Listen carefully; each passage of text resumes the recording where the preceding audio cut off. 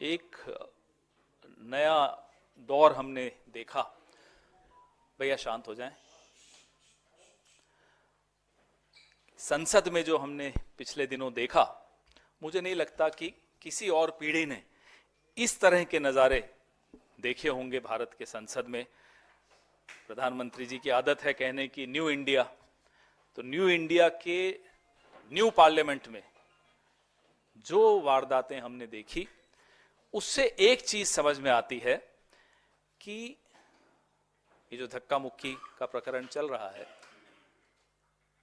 जो सबसे बड़ा धक्का लगा है वो अमित शाह, नरेंद्र मोदी के 400 पार वाले सपने को धक्का अगर लगा तो संविधान की रक्षा करने वाले देश के जितने नागरिक हैं, देश का जो विपक्ष है, उसकी वजह से इन लोगों को एक धक्का लगा है। जो कुंठा, जो फ्रस्ट्रेशन इनकी दिख रही है वो आप सबके सामने है।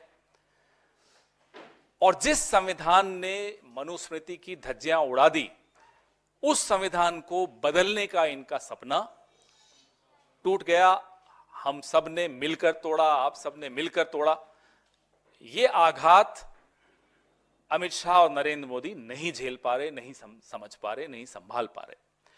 और इनकी एक आदत है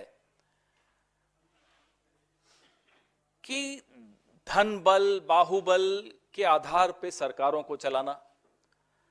अगर 400 पार हो जाते तो उसी आधार पे सरकार चलाते। वो हो नहीं पाए तो फिर जाहिर सी बात है कि कुंठा होगी, फ्रस्ट्रेशन होगी।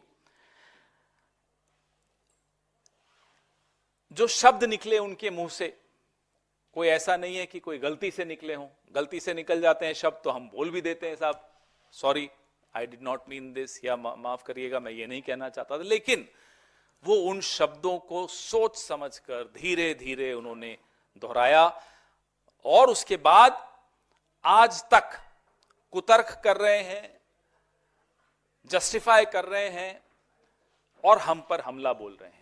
इससे भी मालूम पड़ता है कि ये असली जो इनकी नीयत है वो इनकी जुबान पे आ गई।